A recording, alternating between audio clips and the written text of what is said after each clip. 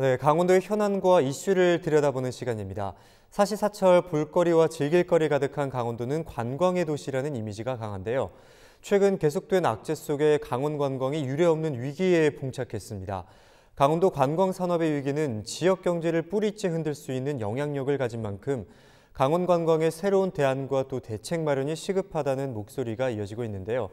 그래서 이번 시간에는 위기의 강원 관광, 균형 발전 틀에서는 어떤 고민을 해볼 수 있을지 이야기 나눠보도록 하겠습니다. 스튜디오에 대통령 직속 국가균형발전위원이신 이기원 한림대학 교수, 김태동 강원연구원 선임연구위원 나와 계십니다. 안녕하십니까? 안녕하세요. 안녕하세요. 안녕하십니까? 네, 먼저 교수님. 예. 관광이라는 테마는 지속 가능해서 시대를 막론하고 국가 성장에 있어서 참 중요한 필수 요소이기도 하고요. 예. 또 침체된 지역 경기를 살리는 데 도움을 주기도 하고 또 지속 가능한 대한민국을 위해서 반드시 필요한데 이 관광이라는 테마가 갖는 역할과 사회적인 가치는 뭐라고 생각하십니까? 예.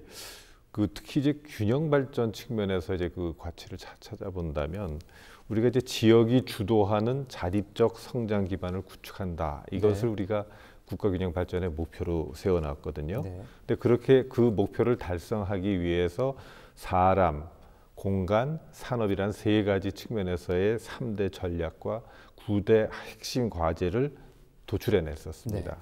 그래서 안정되고 품격 있는 삶을 제공하는 전략이 바로 그 사람을 위한 전략의 핵심인데 그 두 번째 핵심 과제로 저희가 선정해 놓은 것이 지역 자산을 활용한 특색 있는 문화 관광입니다. 네. 이 키워드가 두 가지죠. 지역 자산, 네. 문화 관광.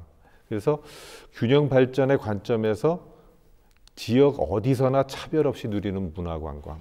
그게 이제 첫 번째 핵심 과제이고 두 번째 지역을 살리는 문화 관광을 구현한다. 이것이 이제 두 번째. 그래서 그 두 가지는 그 5대 과제들 중에서는 문화 관광을 문화 쪽을 이제 주로 이제 얘기를 하고 있고 네. 이 구체적인 구현을 위해서 5가지 세부 과제를 두었습니다. 그래서 첫 두 가지는 이제 바로 방금 말씀드린 것처럼 지역 간 문화 격차를 해소하는 것. 두 번째로는 그 지역 문화의 성장을 위해서 새로운 가치를 창출한다. 이 두 가지는 다 사실은 문화적인 관점에 초점을 두고 있습니다. 네. 그럼 그걸 문화적인 기반에 대해서 사람들을 끌어들이고 그걸로서 지역 경제를 좀 살려가는 관점들이 관광 관련 과제들인데 그래서 관광 관련 과제들은 지역 간 연계 협력과 지역 관광의 거점을 육성하고 지역 고유 자산을 활용해서 특화된 관광을 육성하며 지역 관광의 혁신 역량을 제고하는 세 가지 핵심 과제로 구성이 되어 있습니다. 공통적으로 들어가는 키워드가 바로 지역 관광인데요. 이 일반 관광과의 차이는 뭐냐면은 네. 지역에 소지한 자원들을 타겟을 두는 것이고 그래서 지역의 고유한 자산을 발굴해서 활용하는데 사실 지역 주민만큼 잘하는 사람들이 없다는 게 거기에 핵심적인 기본적인 생각입니다. 그래서 누차 말씀드려 왔습니다만 이제 자원이 없는 게 아니라 사실은 자원을 보는 안목이 없다는 것을 강조했던 것이 바로 그 5번째에 해당하는 그 지역 관광의 혁신 역량을 제고한다는 게 거기 포함되어 있는 얘기인 것이죠. 네. 그래서 이게 그중에 이제 대표적인 사업을 든다면은 주민들이 주도하는 이제 관광둘의 사업 이런 것들을 들 수가 있겠습니다. 네, 그러면은 두 가지 키워드로 지역 자산과 그리고 문화 관광 이 두 가지 키워드를 들어주셨는데 또 강원도는 전체 면적의 82%가 산림으로 이루어져 있는 이런 지역적인 특성 말씀하셨던 지역적인 특성과 함께 2018년에 있었던 평창 동계올림픽이나 평창 패럴림픽 또 2024년에 열릴 동계 유스 올림픽까지 하면은 강원도 하면은 사실상 관광 도시라는 이미지가 강한데요. 강원도에 있어서 이런 관광 산업이 갖는 의미가 어떤 거에 있을까요? 방금 말씀하셨던 것처럼 이제 강원도가 가지고 있는 이 관광 자원들을 일람해 보면 이 잘 보존되어 있는 산과 계곡 네. 그리고 바다에서 이제 비롯이 됩니다. 그래서 생태 환경이 관광 자원의 이제 뿌리를 이룬다 이렇게 할 수가 있겠는데 강원도는 어떤 지역이냐? 하는 소위 이제 강원도의 정체성을 묻는 질문에 대해서 당장 떠오르는 이미지 하면 바로 설악산, 동해안 그쵸. 이런 거 아니겠습니까? 네. 관광 1번지라는 이름에 걸맞게 여름의 피서객, 그리고 봄, 가을의 등산객, 그리고 겨울 스키장 방문객이 강원도의 관광 산업을 받쳐주는 주된 고객 집단이었습니다. 네.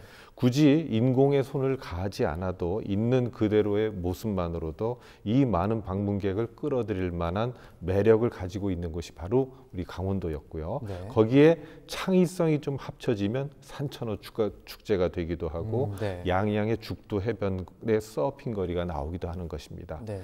항상 고민해야 할 것이 누가 주도하는가의 문제인데 유치와 육성의 이제 차이에 대한 고민이 필요합니다. 네. 우리가 숙박시설이 부족하다. 당장 이것을 채우기 위해서 외부 자본을 끌어들여서 콘도를 짓고 그 다음에 부도가 나고 썰렁한 폐 건물로 남는 것하고 아기자기한 체험 휴양 마을로 들어가 주민들의 삶 속에서 강원도의 정치를 만끽하면서 풀뿌리 지역 경제에 기여하는 것 중에서 어느 것이 더 오래 지속 가능하겠는가 하는 네. 질문에 대해서는 아마 너무 명확하게들 아실 겁니다. 네. 결국은 지역 주민이 주도해서 자원을 발굴하고 이를 사업화하는 것이 오래 가게 마련이고요. 그게 자손으로 넘게 마련입니다. 네. 그러면 관광 산업의 창의성을 더한 것이 이제 뭐 지역 축제 이렇게 포함된다고 말씀을 해주셨습니다. 그렇다면 이번에는 박사님께 질문드리도록 하겠습니다. 최근에 강원도 관광 산업이 참 빙하기를 맞닥뜨렸습니다. 뭐 작년 봄에는 뭐 산불이나 태풍 이런 것들로 인해서 여름 특수 관광을 놓치기도 했고요. 그 이후에는 겨울철에 기온이 좀 평년보다 높은 바람에 이런 산천어 축제들, 지역적인 축제들이 점점 취소되기도 했고 또 여기에 최근에는 코로나 바이러스 악재까지 겹치면서 참 상황이 녹록치가 않은데 강원도가 맞닥뜨린 이 관광 지역의 현실에 대해서는 어떻게 보고 계십니까? 지금 말씀하셨던 것처럼 굉장히 이제 어려운 시기를 겪었죠. 네.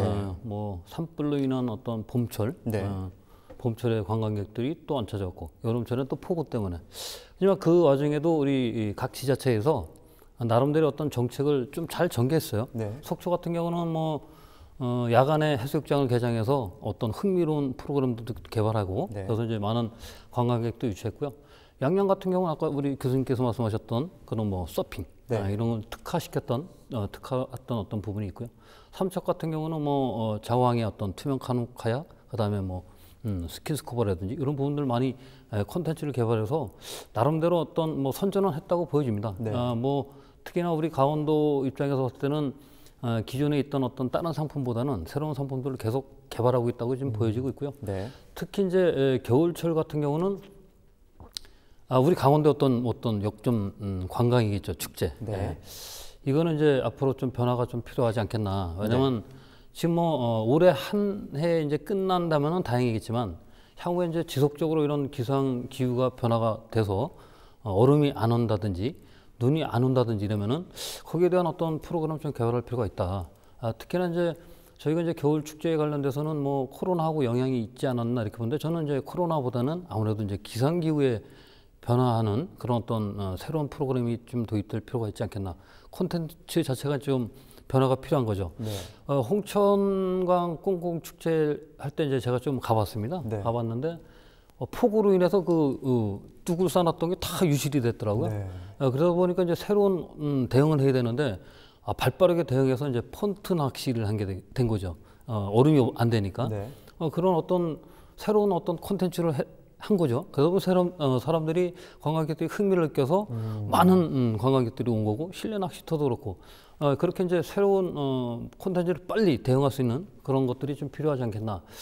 특히 이제 산천어 축제를 갔는데 거기는 이제 마찬가지로 굉장히 이제 어려웠죠. 그때는 그렇죠. 또 코로나까지 또 코로나19까지 그런 상황이 발생이 되는 바람에 국내 관광객뿐만이 아니고 외국 관광객들도 굉장히 감소된 추세였습니다. 지금 이런 상황이 여러 가지로 봤을 때는 우리 국내에 전체적으로 이제 영향을 미치는 거고 국내뿐만 아니고 이제 앞으로 이제 세계적으로도 이런 상황들이 좀 벌어지지 않을까 당분간은 그런 의미에서는 우리 강원도뿐만이 아니고요 세계적인 부분일 것 같고 이런 부분에서는 우리가 잘 대처하고 있다. 이런 부분에서 이제 굉장히 좀 힘든 부분은 뭐냐면 아까 교수님께서 말씀하셨던 지역에 기반을 둔 어떤 관광 이런 부분들이 좀 힘들지만 참고 견뎌야 되는 상황이고 네. 정부나 지방자치에서 많은 대처를 하고 있으니까 우리가 조금 더 노력하면 좋은 일이 있지 않을까 이렇게 보여집니다. 힘든 시기는 맞습니다. 네, 참 힘든 시기이고 또 여기에 다른 추가적인 관광 상품을 개발하고 있다고 말씀을 하셨는데 또 관광 분야의 의존도가 높은 강원도의 경우 그 피해가 더욱더 뚜렷해지고 있지 않습니까? 또 여기에다가 또 앞으로 복구하는 시간에도 또 상당한 시간이 소요될 것으로 보이는데 이 시점에서 가장 우려되는 추가적인 부분이 또 있을까요? 이런 부분은 이제 사실 강원도가 관광이라는 것이 서비스 산업이거든요. 그렇죠. 개인적으로 대인이 접촉을 해야 되는 부분이고 하다못해 뭐 어디 가면 서비스를 해줘야 되는 상황인데 이런 부분에서는 굉장히 이제 힘든 시기죠. 이제 네. 코로나 상황이 19 상황이 굉장히 이제 우리 강원도 관광을 좀 어렵게 하는 부분인데 이거는 뭐 방법이 없죠. 지금 저희가 상황이 굉장히 어려운 상황임에도 불구하고 이 시기는 좀 넘어가야 된다. 이런 부분에서는 관광뿐만이 아니고 타 산업까지도 이제 후방 산업까지도 연계가 되고 있거든요. 네. 이런 부분은 뭐냐면은 우리가 이제 강원도가 관광 산업이 제일 산업이지만 자동차 산업, 부품 산업 이런 부분도 굉장히 이제 큰 우위를 차지하고 있습니다. 이런 부분들도 굉장히 지금 어려운 상황이거든요. 네. 한 4,000개의 일자리가 감소될 것으로 추정이 되고 있고요. 특히나 이제 우리 교수님 잘 아시겠지만 그 지역 재정 지원 일자리 사업 이런 부분에서 한 80%가 지금 중단된 상태입니다. 네. 이거는 이제 재정 지원 일자리 사업 같은 경우는 저소득층, 그다음에 네. 노년층 이런 분들을 대상으로 하는 사업인데 이게 80% 이상이 중단돼 있고 그렇기 때문에 굉장히 이제 좀 저소득층이라든지 네. 이런 부분은 굉장히 좀 소득에 네. 어려움을 겪고 있다 이런 부분이 있고 특히나 이제 소상공인들 같은 경우는 굉장히 어렵죠. 사실 기피하다 보니까 음식점이라든지 숙박이라든지 이런 부분이 굉장히 어려운데 이럼에도 불구하고 우리 강원도 제가 이제 신문을 이제 좀 자주 보는 편인데 네. 경향신문 3월 13일자를 보다 보니까 또 특이한 게 있습니다. 네. 어떤 거죠? 코로나 상황에서 강원도의 고성, 삼척 이런 쪽에는 주말에 숙박을 잡을 수가 없답니다. 그 이유를 좀 한번 보니까 강원도는 청정, 자연 환경을 보이고 공기가 좋고 이렇기 때문에 수도권에 있는 고령자들 가족을 모시고 있는 이런 가족분들이 여행을 또 온다는 겁니다. 이게 가족 단위로. 가족 단위로. 이런 부분이 봤을 때는 조금 어떻게 보면 또 안 좋은 쪽도 있지만 또 우리가 또 긍정적인 부분도 좀 있는 상황이 있고요. 주중 가동률을 보게 됐더니 한 60% 이상이 된답니다. 이 지금 어디 리조트라고 제가 어차피 언론에 나온 거니까. 켄싱턴 리조트를 봤더니 주말에는 만실, 그다음에 주중에는 한 60% 이렇게 되고 있다는데 삼척도 마찬가지고. 근데 이런 부분이 보게 되면은 전국에 있는 23개가 있답니다. 켄싱턴 호텔 리조트가. 근데 이제 그 흑자가 나는 데는 우리 강원도밖에 없다는 거죠. 이런 거를 봤을 때도 제가 느끼기에는 강원도는 역시 그래도 청정 지역이구나 이런 거를 조금 더 홍보할 필요가 있지 않겠나 이렇게 보여지고요. 저희가 이제 KTX가 이제 서울서 오는 게 강릉까지 1시간 반이고 이제 동해까지 연결이 돼 있지 않습니까? 네, 그렇죠. 이런 것들을 좀 홍보를 조금 해서 좀 유도하는 것도 좀 좋지 않을까 이렇게 보여지고요. 이제 특히나 농산물에 대한 부분들 이런 피해가 이제 굉장히 극심한 것으로 우려되는 부분이죠. 왜냐하면 우리 강원도가 농축산물에 대한 부분이 이제 생산량이 많은데 이게 사실은 학교 급식이라든지 군부대든 이런 데 많이 나가는 게 사실이거든요. 근데 이제 이런 부분에서 지금 계약이 계속 연기되고 대학도 개강을 안 하고 그렇죠. 인터넷 강의를 하게 되고 이런 부분이 있기 때문에 이런 급식에 대한 부분들이 굉장히 좀 어려움이 있습니다. 그래서 우리 강원도 최문순 도지사님께서는 직접 감자 팔건 이렇게 해서 하루에 2,400박스를 판매를 하는 이런 것도 하고 하여간 도정도 그렇고 각 시군에서 지자체에서 열심히 하고 있기 때문에 정책적인 어떤 부분에서 조금만 좀 하시면 좋을 것 같고요. 소상공인에 대한 이제 그 지원이 재정 지원을 하다 보면 이렇게 굉장히 시일이 오래 걸리거든요. 몇 개월씩 걸리고 우리 산불 피해 입었을 때 그 예산이 아직도 지급이 됐는지 안 됐는지 모르지만 굉장히 늦게 됐잖아요. 네, 그렇죠. 지금도 이제 마찬가지라는 얘기죠. 이런 정책을 결정을 해서 예산을 지원하는 부분에 있어서는 너무 오랜 기간이 걸린다. 이런 부분에서는 긴급 지원 자금 이런 부분에서는 상황 판단이 빨리 해서 즉각적인 지원 상황을 좀 만들 필요가 있지 않을까 이렇게 보입니다. 네, 그렇다면 뭐 강원도의 관광을 좀 활성화할 수 있는 이런 적극적인 선제적인 홍보 정책을 통해서 좀 지역 경제 발전에 이바지해야 한다 이렇게 말씀을 해주셨습니다. 그럼 교수님, 그렇다면 말씀해주신 것처럼 이 사태가 좀 장기화될 경우에 경제적인 전반에 있어서도 피해가 좀 발생하고 있는 상황이지 않습니까? 또 국가 균형 발전에 있어서도 피해가 있을 것 같은데 어떻게 보고 계십니까? 그렇습니다. 이제 특히 아까 우리 김 박사께서도 말씀하셨던 것처럼 기후 변화 문제는 이건 참 우리가 예측하기도 어렵고, 그럼 또 그 피해도 상당히 우리가 예측 이상으로 이제 나오는 경우들이 많이 있어서 사실 관광 산업뿐 아니라 생활 전반에 아주 큰 막대한 영향을 미치고 있다고 볼 수가 있죠. 겨울 같지 않았던 지난 겨울, 열대야로 잠 못 이루는 기나긴 여름, 잠깐 괜찮은 날씨인가 싶으면 순식간에 너무 더워지거나 추워지는 봄, 여름 등 이제 사람들이 일으키는 이제 기후 변화로 이제 예측 불가능한 일들이 계속해서 벌어지고 있는 겁니다. 근데 어떠한 종류의 장기 예측, 장기 계획, 저희 균형 발전 계획을 수립하더라도 그 안에 보면 그 외부적인 요인 중에 제일 큰 게 사실은 기후 변화거든요. 그래서 기후 변화에 대비한 그 플랜 B라고 하죠. 보통 플랜 B가 그 안에 반드시 들어가 있어야 되는 것이고, 그래서 그 플랜 B가 사실 당초에 그 평상시와 같은 기후 하에서의 계획이 작동하지 않았을 때 돌아가야 되는 플랜 B가 반드시 그 안에 들어가서 기후 변화로 인한 에도 소위 이제 우리가 얘기할 때 리질리언트하다, 아주 강건한, 그래서 회복력이 뛰어난 그런 계획들이 같이 담겨 있어야 됩니다. 그래야 이런 예기치 않았던 기후 변화가 우리 직접 피부로 닥치더라도, 지금 금년처럼 이상 난동이 있더라도 거기에 대해서 대비하고, 그러고 나면 또 고민되는 건 뭐냐, 겨우 내내 또 눈이 안 오면 또 우리 또 이 3, 4월이 되면 또 화재 걱정해야 됩니다. 근데 그런 것들을 미리 준비해 놓고 있다면은 일이 나더라도 항상 우리가 더 당황하지 않고 거기에 대해서 조치를 할 수 있는 거고, 또 우리가 지금 최근에 이 위기나 그 작년에 그 화재에서의 위기에서도 봤지만 그 컨트롤 타워가 제대로 작동할 때 순식간에 우리가 제압할 수 있는 걸 우리가 너무 몸으로 봤습니다. 그래서 우리가 아까 말씀하셨던 이제 지사님이 앞장서 있는 이제 감자 팔아주기 운동, 이런 것들이 하나의 촉매가 돼서 우리 강원도 도민들이 함께해서 이 위기를 극복하는 그런 계기가 돼야 되겠죠. 위기 발생 상황을 대비해서 촘촘한 안전망을 만들어놔야 한다고 말씀을. 플랜 B가 수립돼 있어야 됩니다. 말씀을 해주셨습니다. 그렇다면 박사님, 이렇게 강원도가 직면한 이런 관광 산업에서의 위기에 대해서 전문가들은 앞으로 나아가야 할 방향에 대해서 어떻게 보십니까? 얼마 전에 언론에 나왔던 것 같은데, 제가 이제 미국 같은 경우 지금 이제 트럼프 대통령도 뭐 이렇게 코로나 감염 판정을 받고 뭐 그런 상황이 벌어졌는데, 미국 같은 경우는 굉장히 뭐 사재기가 막 굉장히 뭐 심하더라고요. 확실히 우리 대한민국 국민들은 선진 국민입니다. 아주 높은 수준의 시민의식을 보여주고 제가 그 마스크 같은 경우는 질을 쫙 써 있어요. 아주 사실 다른 나라에서는 있을 수 없는 일이죠. 이런 선진 시민의식을 계속 지속적으로 우리가 계속 유지할 필요가 있다, 이렇게 보여지고요. 지방자치단체 방역 체계의 지침에 적극적으로 협조할 필요가 있다.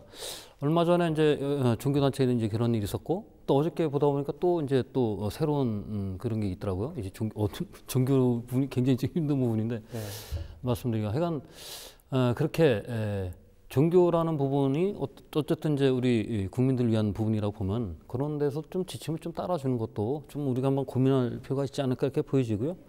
그다음에 정보 공유. 사실 우리가 굉장한 정보를 하고 있죠. 외국 같은 경우는 안 하고 있는 것으로 알고 있습니다. 왜냐하면 이제 너무 많은 확진자가 많게 되면은 여러 가지 이제 위축이 된다는 그런 것 때문에, 또 우리는 바로바로 정보 공유가 되고 누구나 실시간 투명하게 돼 있기 때문에 이런 부분에서는 뭐 우리가 뭐 선진국이다 이렇게 보여지고요. 예산, 아까 말씀드렸던 그 예산 조기 집행이라든지 이런 부분은 우리가 좀 할 필요가 있고, 강원도 입장에서 봤을 때는 아마 추경이 한 1,500억 정도를 아마 추경 예산을 올려놓고 있는데, 그중에 한 1,200억 정도는 아마 억 원 정도는 소상공인에 대한 코로나 이렇게 이제 지원하는 것으로 알고 있거든요. 이런 부분에서 저희가 또 여러 가지 안목거리라든지 이런 부분에서 많이 이제 지난 주말에 관광객들이 많이 이제 강원도를 찾아왔습니다. 조금만 우리가 또 열심히 노력하면 좋은 결과가 있지 않을까 이렇게 보여집니다. 그리고 마지막으로 짧게 교수님께서도 앞으로 나아가야 할 방향에 대해서 짧게 말씀해 주시죠. 감자 농가의 시름을 우리가 지사님과 함께 해결해 가고 있듯이 혼자 버티기는 힘들지만 함께 손잡고 힘을 모으면 헤쳐나갈 수 있습니다. 힘내십시오. 지금까지 이기원 한림대학교 교수 그리고 김태동 강원연구원 선임연구위원과 함께 이야기 나눠봤습니다. 오늘 말씀은 여기까지 듣도록 하겠습니다. 두 분 말씀 고맙습니다. 예, 감사합니다. 네, 고맙습니다.